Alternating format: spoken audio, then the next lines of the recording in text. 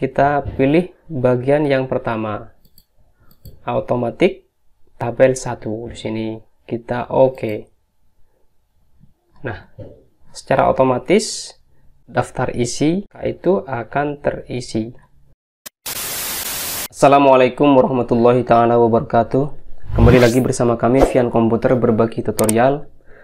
Kali ini Vian Komputer akan berbagi tutorial tentang cara membuat daftar isi secara otomatis tanpa kita harus menggunakan atau membuat daftar isi secara manual. Mungkin langsung saja kita akan masuk pada tutorialnya. Langkah yang pertama, misalkan kita akan membuat sebuah daftar isi. Di sini saya contohkan sebuah makalah yang di sini sudah terdapat beberapa bab dan subbab yang nantinya akan kita buat daftar isi secara otomatis. Langkah yang pertama yang harus kita lakukan yaitu kita mulai dari bab yang pertama. Caranya yaitu kita blok bab yang pertama itu, kemudian setelah kita blok, kita jadikan heading 1 dengan cara yaitu kita klik kanan seperti ini, kemudian kita update heading. Selanjutnya untuk subbabnya bagian A ini kita blok juga, yaitu kita jadikan heading 2. Kita klik kanan, kemudian kita update heading 2. Nah, seperti ini. Lanjut kepada bagian B, ini juga sub tema atau subbabnya. Kita jadikan heading 2 juga. Kita update seperti ini. Kemudian di bagian C, kita juga jadikan heading 2. Bagian D, kita jadikan heading 2. Selanjutnya di bagian E kita jadikan heading 2. Kemudian untuk bab yang kedua, di sini harus membuat heading baru. Karena kalau misalkan kita tidak membuat heading baru, maka nanti di bagian A ini akan mengikuti abjad pada bab sebelumnya. Tetapi di sini yang harus dirubah nanti di bagian subtemanya. Kalau misalkan babnya tetap kita menggunakan heading 1. Jadi untuk bab 2 kita coba blok seperti ini dulu. Kita tetap menggunakan heading 1. Kita update seperti ini. Untuk subbab pada bab kedua itu kita harus membuat heading baru. Karena kalau kita tidak membuat heading baru, maka abjad huruf A di sini akan mengikuti urutan dari abjad sebelumnya. Misalkan kita letakkan heading 2 seperti ini, maka akan otomatis berubah menjadi F. Jadi caranya kita harus membuat heading baru di bagian bab berikutnya. Caranya yaitu kita pilih tanda panah ke bawah seperti ini. Kemudian kita pilih create style. Setelah itu kita kasih nama, misalkan sub bab 2. Kita pilih modif. Kemudian di bagian style base di sini kita pilih heading 2. Kalau sudah kita oke. Kemudian di bab kedua ini ada subtema dari subbab yang ada di bab 2. Yang mana di sini harus menggunakan heading 3. Jadi kita blok di sini dulu, kemudian kita pilih heading 3. Kita update heading 3. Terus ini juga heading 3. Kemudian di sini heading subbab 2. Kita update heading subbab 2. Di sini heading 3. Kemudian ini juga heading 3.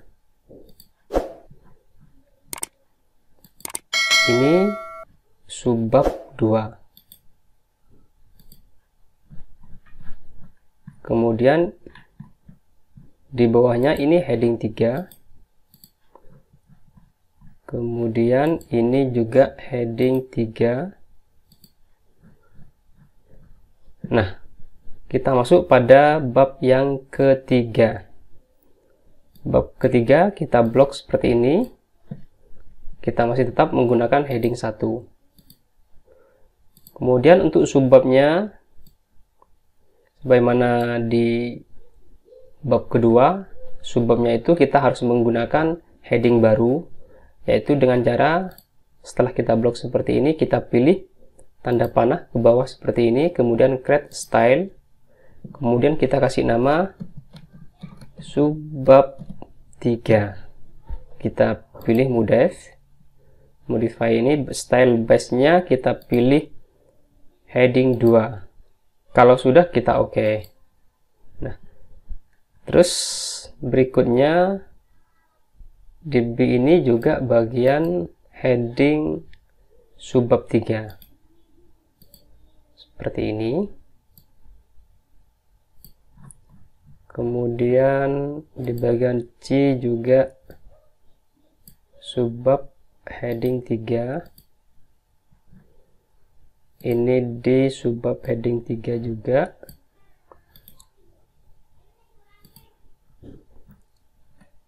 Di bab 4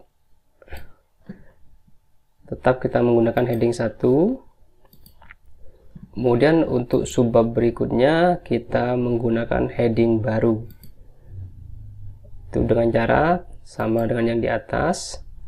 Kita kasih nama subbab 4. Kita modify. Setelah itu di sini kita pilih heading 2. Kalau sudah, kita oke. Terus berikutnya untuk bagian B, kita pilih subbab 4. Bagian C, kita pilih juga subbab 4. Nah, untuk daftar pustaka, kita blok seperti ini. Kita tetap menggunakan heading 1. Kita pilih update.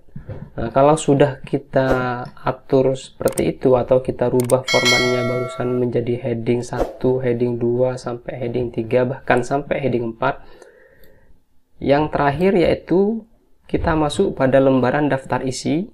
Di sini misalkan kita letakkan kursornya, kemudian kita pilih di menu reference. Setelah kita masuk menu reference, kita masuk ke menu table of content.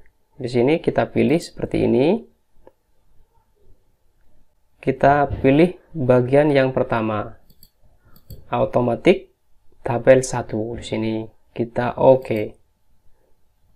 Nah, secara otomatis daftar isi itu akan terisi tanpa kita harus menggunakan cara manual atau tanpa kita harus membuat dengan cara manual. Dan cara ini sangat praktis untuk kita membuat daftar isi baik dalam pembuatan makalah, skripsi, ataupun tesis sekalipun, atau bahkan buku sekalipun.